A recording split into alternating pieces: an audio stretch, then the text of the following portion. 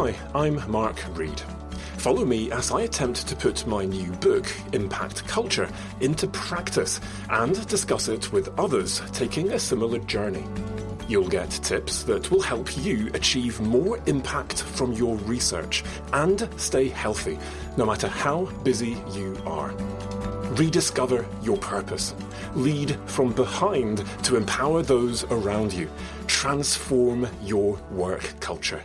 Welcome to Season 4 of the Fast Track Impact Podcast. For the next few weeks, I'm going to be delving into the 4 components of a healthy impact culture: research, community, purpose, and capacity. And if you want more on that framework, go back to episode 1 where I described the full framework in a bit more detail. To do this, I'm going to let you listen to a chapter of the book each week. And although there's more than one chapter for each of these 4 components, I'm going to focus on the chapter that has the most practical ideas in each case. And I'll start each episode with a few additional thoughts of my own before handing over to the audio version of the book. I'd like to start with research, because this is fundamental. We're talking here about a research impact culture. And I want you to think quite deeply and critically about how you do your own research, both in terms of its ethics, but also in terms of its purpose.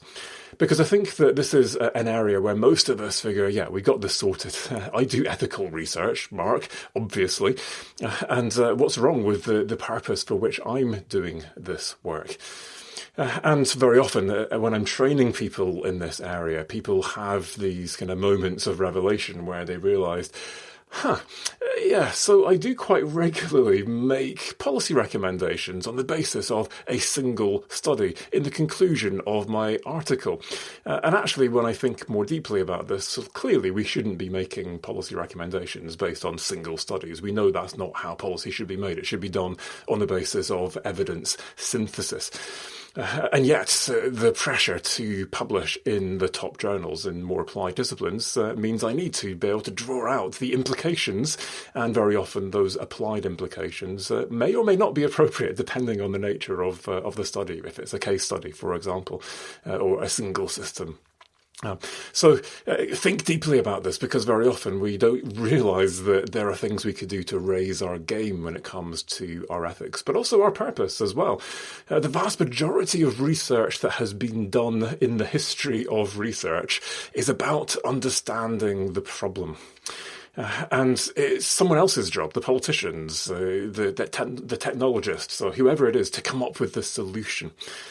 But I would argue that given the complexity, the scale, the huge challenges that are facing the world today, we need to be researching solutions, trying things out, and bringing to bear the rigour that we can bring, the innovativeness, the original thinking that we can uniquely bring to these problems as academics, to try and shift from just studying the nature of the problems to starting to study the nature of the solutions to those problems.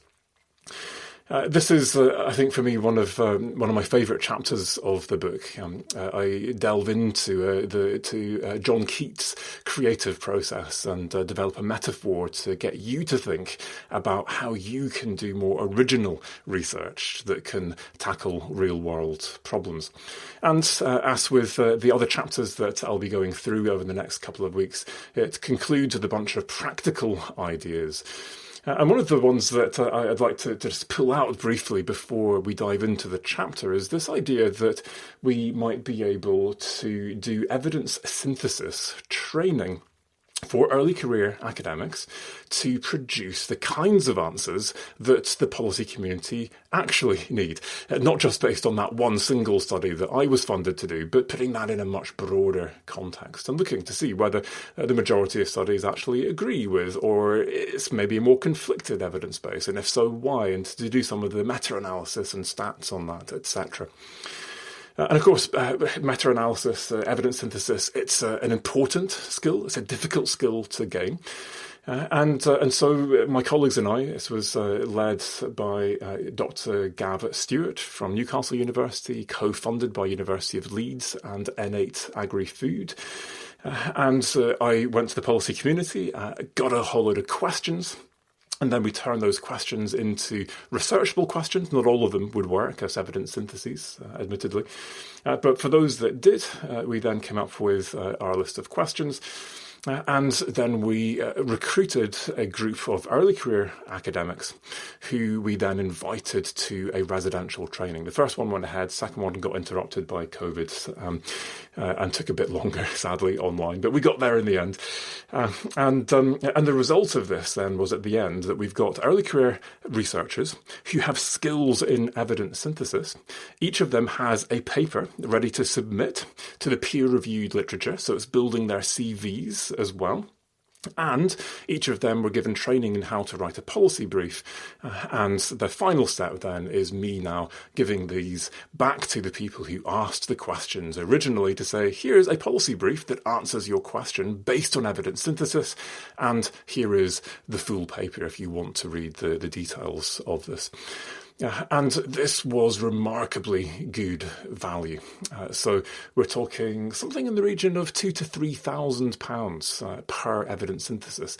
And when you consider this is normally something that might cost you 100 grand and take you a year of your life to do for a full evidence synthesis, we used a rapid evidence synthesis technique in this case. That's pretty good value for money and a nice rapid turnaround for our policy colleagues, in theory, when it works and you haven't got COVID-related issues. We took longer than we'd planned. So I'm going to let you listen to the chapter now and enjoy, but hopefully loads of practical ideas that can enable you to raise your game when it comes to the research that underpins your impact culture. Chapter 11. The research that underpins your impact culture. A healthy impact culture needs to be rooted in robust, ethical, and action-oriented research. Originality and academic significance might get you citations, but it is rigorous, ethical, and action-oriented research that will get you non-academic impact. If a national policy or health treatment is based on research that turns out to be flawed, then the potential for negative unintended consequences is massive. I once worked with someone who had developed a new treatment for a serious health condition, but his work was widely critiqued by others in his field, some of whom had branded his treatment as abusive. He claimed his work was misunderstood, and I kept an open mind until I read his research and discovered that the original data consisted of a picture he had painted, which he used as a metaphor in his argument. More worrying still, it appeared that much of the traction for his treatment had come from a YouTube video in which he interviewed a single individual who had benefited from his approach. I'm not a medical expert, so I couldn't comment on whether or not the treatment was actually effective, but to my mind at least it was worrying that so many people were using a treatment that could have negative psychological impacts on the basis of such scant published evidence. On the other hand, you might be the first person to apply a theory or method to a new system or sector.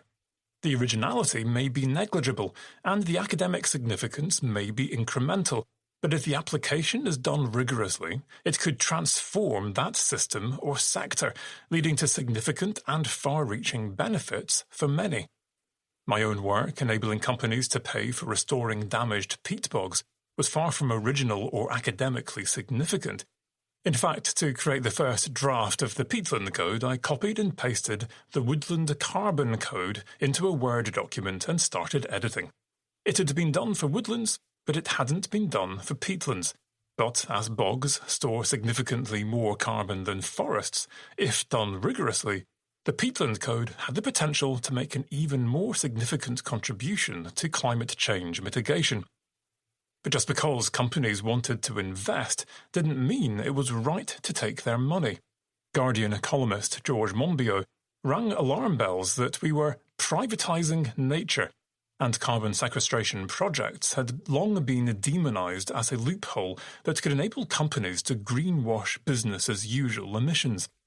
The process of developing the code took 7 years, but as a result of our engagement with these critics, we ended up with a code that doesn't allow offsetting and is owned and managed by a conservation charity. Rigor and ethics take time, but delayed impacts are better than flawed, unethical, and damaging impacts. Just look at the negative impact of Dr. Andrew Wakefield's now discredited research on the MMR vaccine, or the many highly influential studies from psychology that have failed to be replicated, whose findings are now thought to have arisen from the practice of data dredging or p-hacking. The open science movement is now tackling this by creating new norms in many disciplines to pre-publish research protocols and make data available for others to analyse. Most researchers take it for granted that their work is rigorous. That's the easy part. The challenge is coming up with the original idea that will transform your discipline. I'll consider that in the next section. But it is worth really questioning the rigour of your work, especially if you are tempted to overgeneralise conclusions to get into a higher-ranked journal, or your funder asks you to write a policy brief with clear recommendations based on case study research.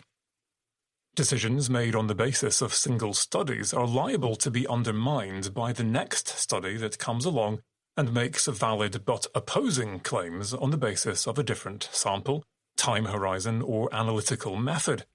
However, there are few incentives for researchers to engage in evidence synthesis or meta-analysis compared to conducting new original research. More insidiously, however, there are a range of ethical issues that many researchers are unaware of.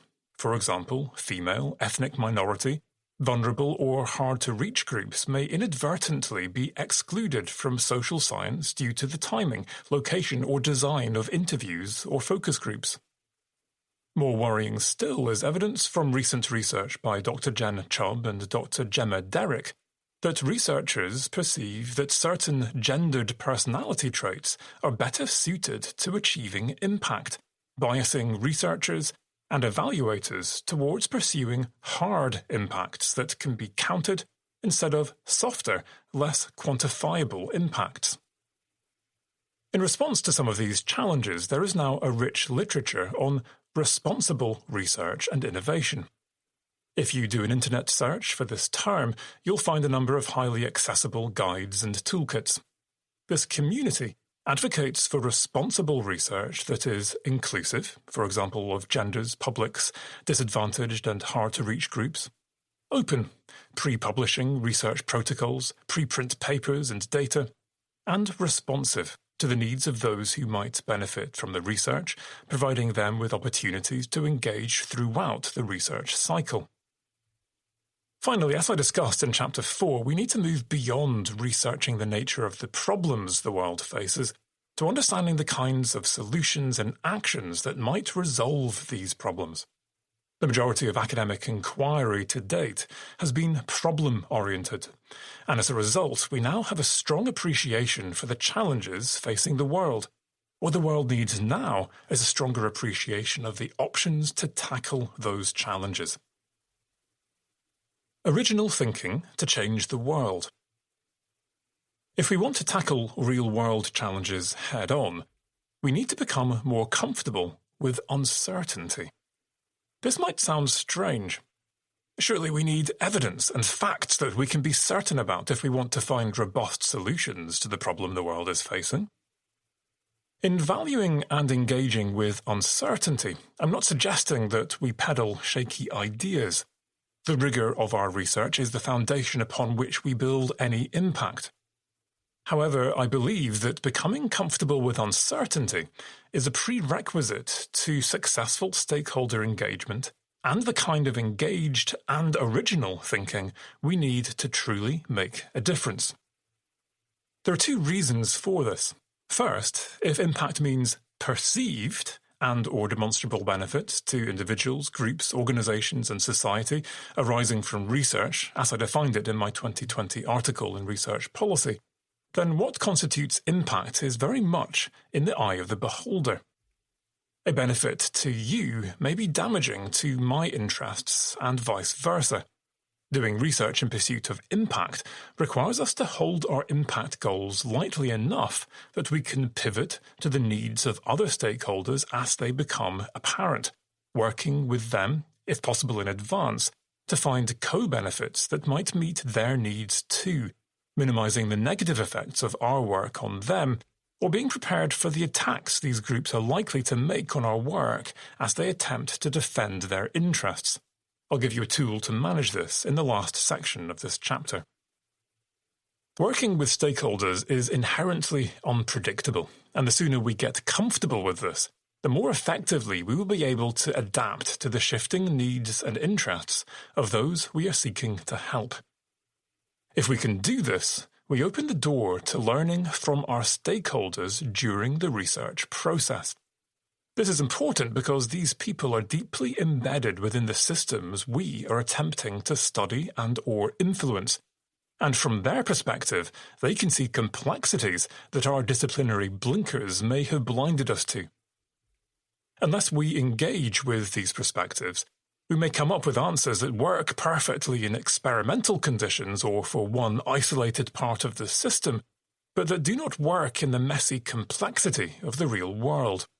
Most stakeholders will be able to instinctively point out oversimplifications in our work, whether this is because they know things we do not and did not think of studying in our research, or because they can see links to wider systems that are beyond the scope of our work.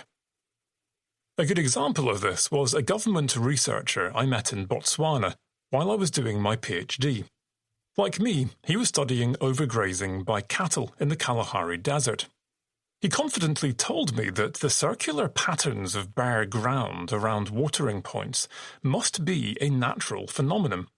This was a significant finding, as everyone had previously assumed that these patterns were caused by cattle who grazed more intensively closer to the watering points they returned to every evening. He had spent many years fencing off experimental plots at different distances from these watering points so that cattle couldn't graze inside his plots. Every wet season, he would measure the plants inside and outside his plots to compare the difference of grazing versus non-grazing treatments on the vegetation. The data was clear. There was no statistically significant difference between grazed versus ungrazed plots. However, when he visited his plots, he was only interested in the plants and had never spoken to the local people. If he had taken the time to talk to the cattle herders, he would have discovered how grateful they were for his fenced plots every dry season.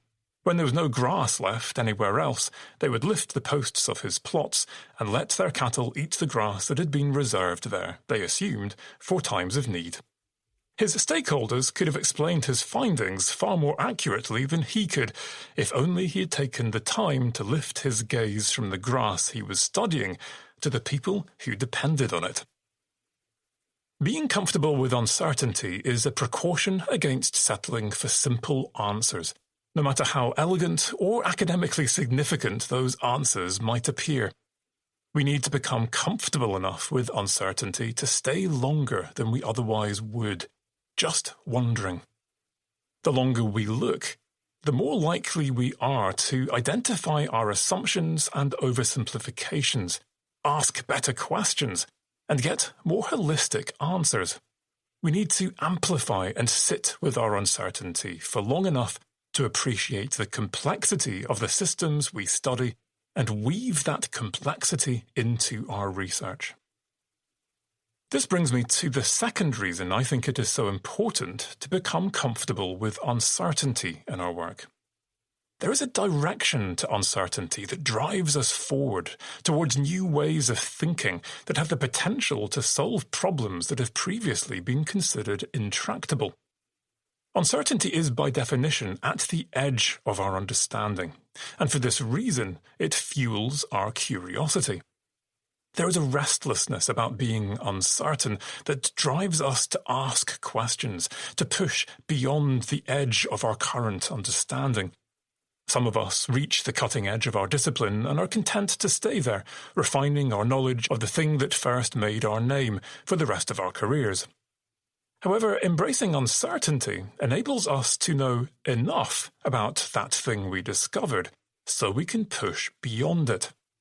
Now we can sit with the uncertainty of all the questions that we could keep asking about that one thing, and instead keep moving towards the next major frontier in understanding that lies beyond what we originally discovered. Enough, in this case, requires us to be sure that what we have discovered is based on rigorous research. The rangeland ecologist I met in Botswana could have sent himself on a wild goose chase had he tried to build a program of research on his flawed finding. But if our research is on solid ground, then we need to allow uncertainty to flourish and draw us on into the unknown if we want our research to continue pushing boundaries and solve even bigger problems. The poet John Keats considered the ability to sit with uncertainty to be an important skill which he described as negative capability. This skill was at the heart of his creative process, and as such, I believe we can learn much from him as researchers. He wrote in December 1817 to his brothers, "At once it struck me what quality went to form a man of achievement, especially in literature, and which Shakespeare possessed so enormously. I mean negative capability. That is, when a man is capable of being in uncertainties, mysteries, doubts, without any irritable reaching after fact and reason." In keeping with Keats' approach, I want to invite you to apply his creative approach by using a metaphor. Imagine standing in a field and looking out to the horizon.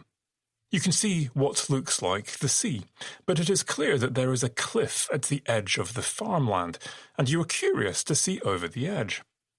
However, there are fences and patches of thorn bushes at the edges of the fields that you have to get through first.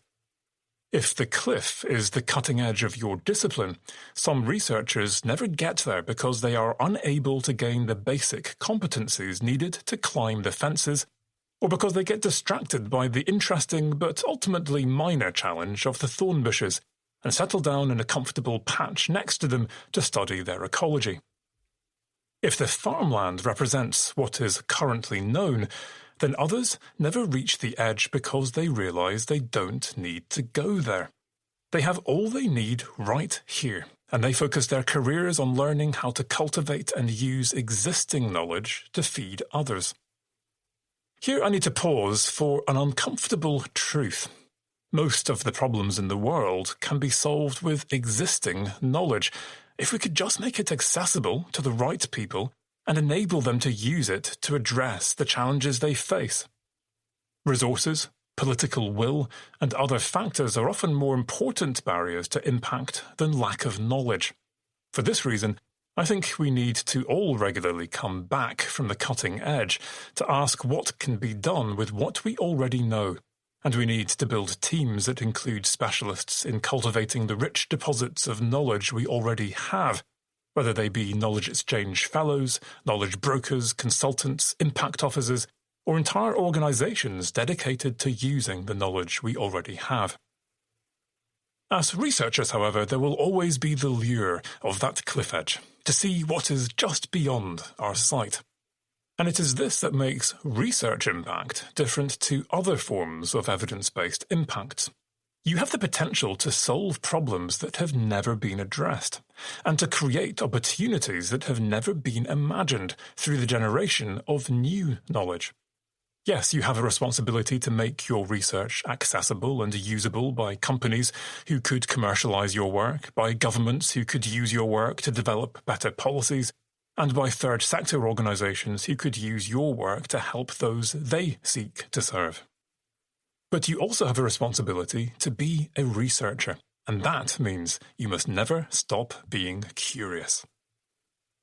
As a result, over many years of training and hard work, clambering over fences and finding your way through brambles, you come to the cutting edge of your discipline and look over the edge of the cliff.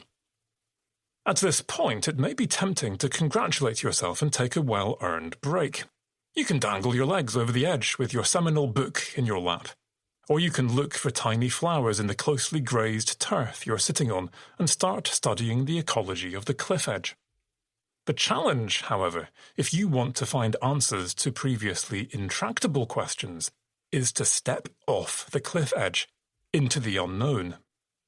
Fortunately, you have not come unprepared. You have ropes and a harness, which are your theory, methods, and training.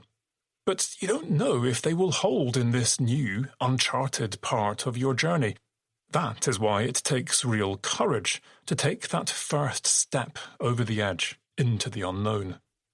All of your instincts will tell you to climb back up onto solid ground, and your colleagues who are comfortably inhabiting the cliff edge are likely to call you back.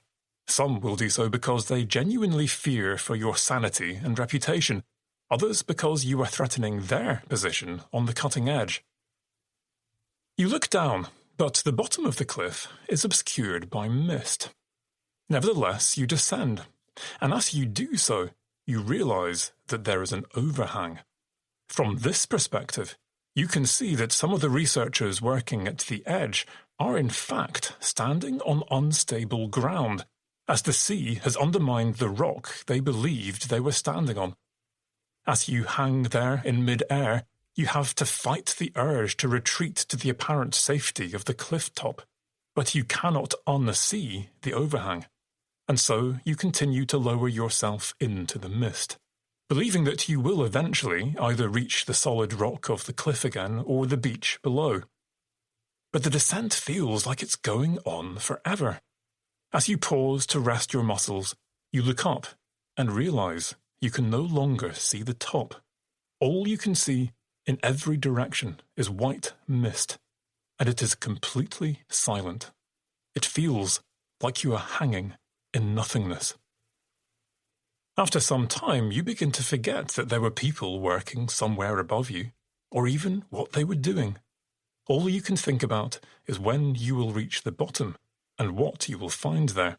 But the point is that you don't know.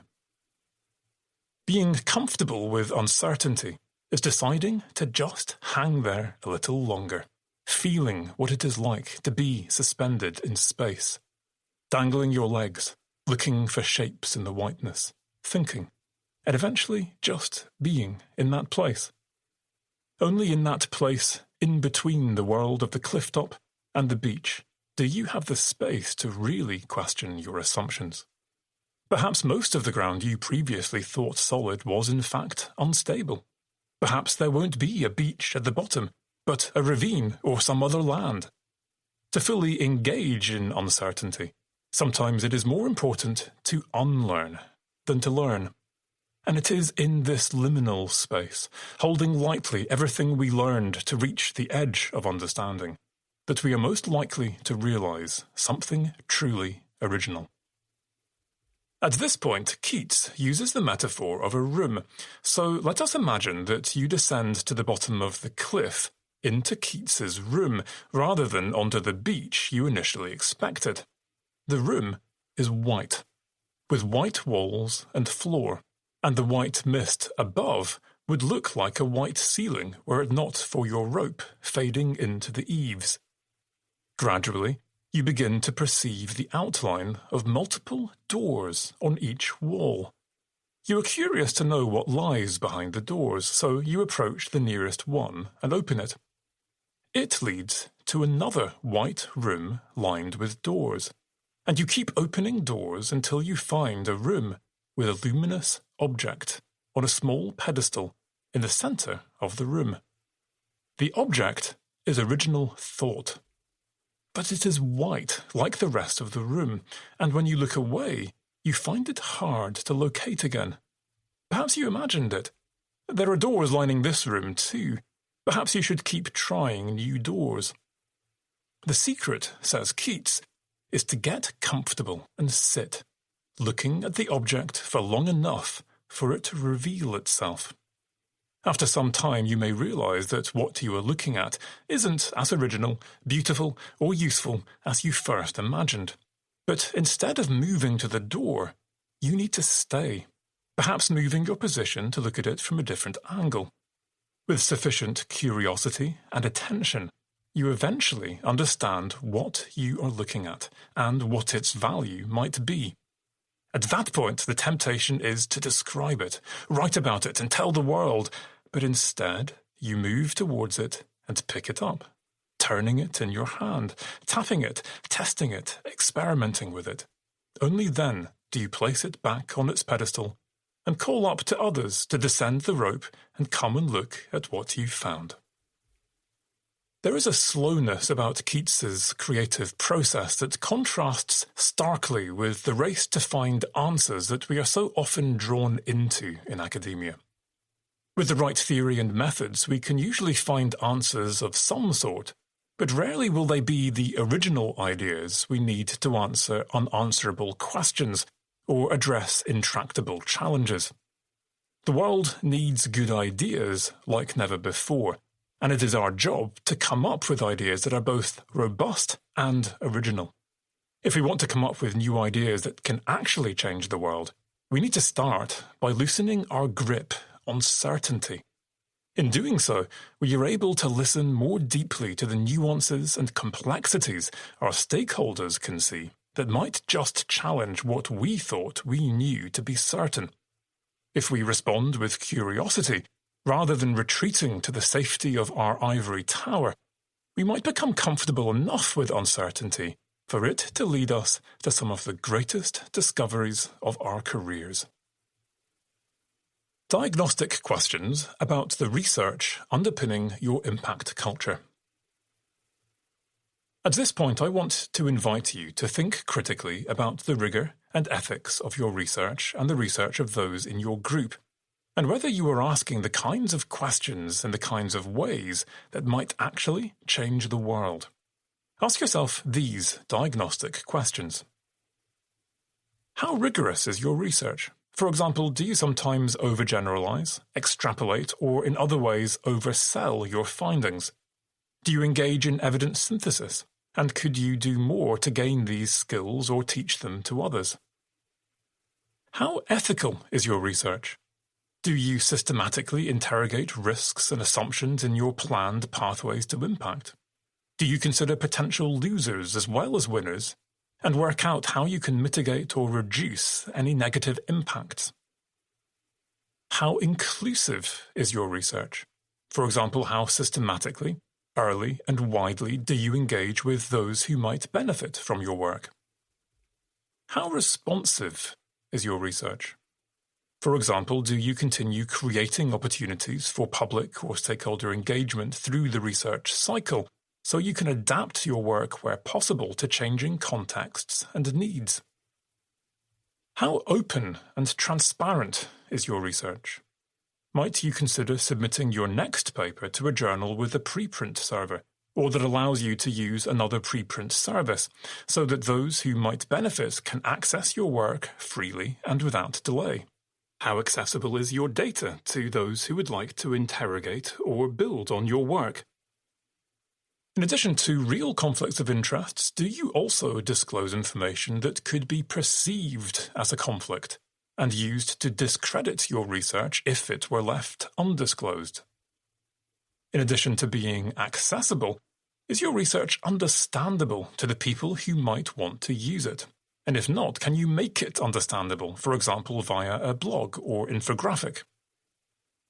To what extent is your research concerned with understanding problems compared to researching solutions and understanding the actions that could be taken to address known challenges?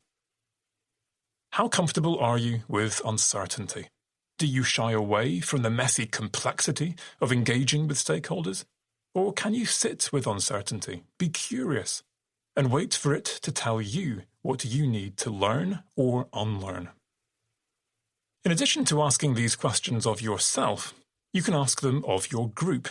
Most of the researchers I train are blissfully unaware that their work falls short in answer to many of these questions. I have to confess that the idea of submitting my work to a preprint server terrifies me, given the number of times I've had to make major revisions in response to peer review feedback, and was relieved that only my reviewers saw the version I submitted to the journal. I've only recently become aware of the conflicts of interest that others might perceive I have. As a result, I've started adding my role as CEO of Fast Track Impact and research lead for the International Union for the Conservation of Nature's UK peatland programme to my impact and peatland papers. I know that I would never alter my research to benefit my company or the charity I work for, but others don't, and to omit this information could enable critics to undermine the credibility of my work. One of my postdocs, who is a vegan and researches vegan issues, was asked to join the board of the Vegan Society, but declined on the basis that adding such a commitment to conflict of interest statements could do more to undermine her work than she could achieve by helping the society. Associate Professor Susie Wiles from the University of Auckland is a respected microbiologist who has suffered terrible abuse on Twitter for communicating evidence around COVID-19, because she is also candid about her personal values and how such values influence how all researchers evaluate evidence. People have then suggested that her research and advice are biased by what they perceive her political views to be. A pro-Brexit MP recently tried to discredit researchers giving evidence to a select committee inquiry on the basis that they had voted to remain in the EU, and therefore any prediction of harm arising from Brexit would be politically motivated. Most of the policy briefs I've written have been requested by my funders, linked to the findings of single projects, and I unquestioningly complied with their requests. Now, I try and integrate rapid evidence synthesis to my policy briefs where possible, and where I don't have the time and resources for this, I include an introductory narrative review. Despite prizing the rigour and ethics of my research, it is surprising how little pride I have in many of my own answers to the questions I asked earlier. If you answer these questions honestly yourself, or for your group, do you also fall short? If so, what actions could you take right now? What actions could you plan or talk to someone about? How could you overcome the barriers that are preventing you from taking these actions? 4 ideas to make research more robust, ethical, and action-oriented. To inspire you to come up with a few concrete actions of your own, here are a few ideas. Systematically analyse stakeholders and publics using an interest, influence, impact matrix. This new generation of stakeholder analysis enables you to consider the interests, power, and benefits or risks of engaging different stakeholders and publics in your research. It asks 3 questions. A. Interest. Who is interested in your research, and what is the nature of their interest? Or who would you like to be interested based on their influence and or impact? Who is currently uninterested, and why are they not interested? Consider their stated interests and preferences, but then go deeper to try and understand their underpinning transcendental values, beliefs, and norms. B. Influence. Who has the power to facilitate or block the generation of impacts from your research indirectly? Consider explicit hierarchical power over, as well as implicit, personal and transpersonal power with. C. Impact.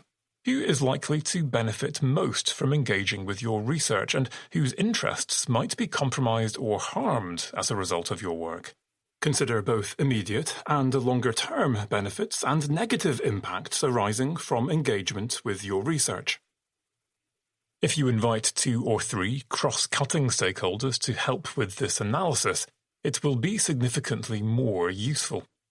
Using this tool, you will discover things you didn't know about stakeholders you may have worked with for many years, as you begin to put yourself in their shoes and see the issues you are researching from their perspective.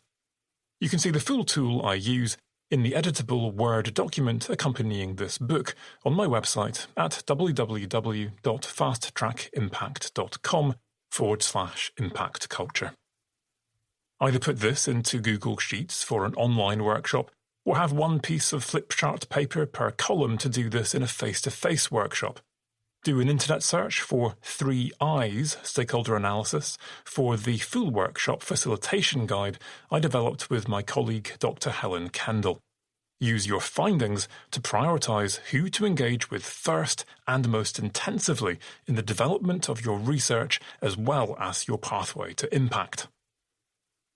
The next idea I want to share with you to make research more robust, ethical, and action-oriented is all about managing risks arising from impact. Use your stakeholder analysis to identify risks that might arise as a result of achieving your impacts, for example, for non-target groups whose interests might be compromised as a direct or indirect consequence of helping a key beneficiary. Identify risks associated with failing to achieve impacts, for example, raising false expectations, eroding trust, or creating more significant problems if other actions were dependent on you achieving your goal.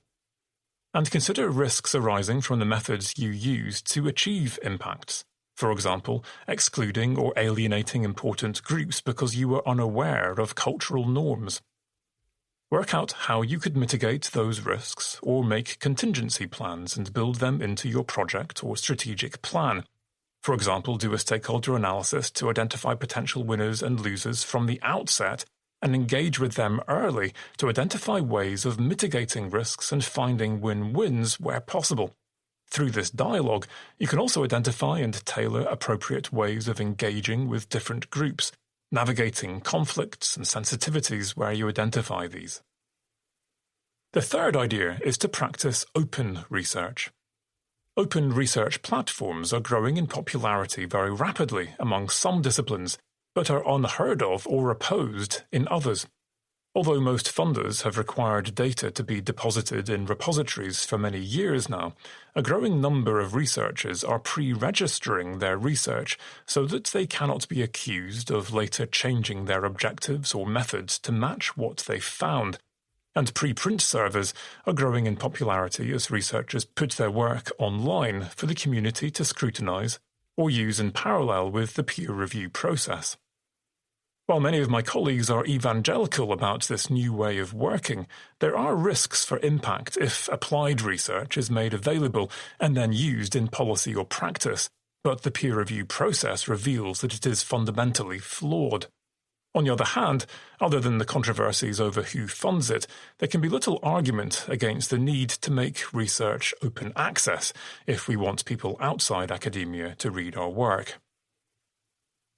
Finally, my fourth idea is to make evidence synthesis more attractive and accessible.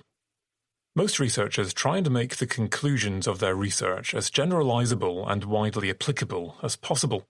Even if you are a social scientist or humanities scholar working on a small case study, you will seek to derive new theoretical insights that will be of interest to others outside that case study context. The temptation is to overgeneralize and make claims that cannot be supported by your data. Instead of overclaiming on individual studies, one of the key tasks for academics is to interpret the broader evidence base and make it accessible. There is a range of evidence synthesis methods to choose from. The problem, however, is that these take time, and there are few researchers with the skills to do the necessary analysis.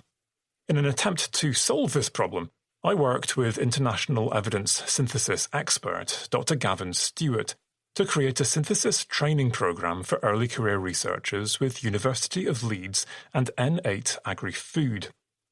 Gav ran 2 workshops for a total of 30 researchers to train them in synthesis techniques. I elicited policy needs and evidence gaps from the policy community, which we turned, where possible, into questions that could be answered using evidence synthesis. Gav and I then supported each group to produce a peer-reviewed synthesis and policy brief. Each researcher left the process with new skills and a paper. The cost per synthesis and policy brief was tiny, and because the policy briefs targeted questions that arose directly from the policy community, there is real potential for impact. A healthy impact culture is rooted in robust, ethical, and action-oriented research that is not afraid to embrace uncertainty and look for new answers to old questions. There are no shortcuts. However, the time you spend questioning your assumptions, identifying risks, and engaging with hard-to-reach groups that you might otherwise have further marginalised will enable you to do better research and impact simultaneously. The short-term gain of impacts based on flimsy research findings is not worth the long-term pain when everything begins to unravel.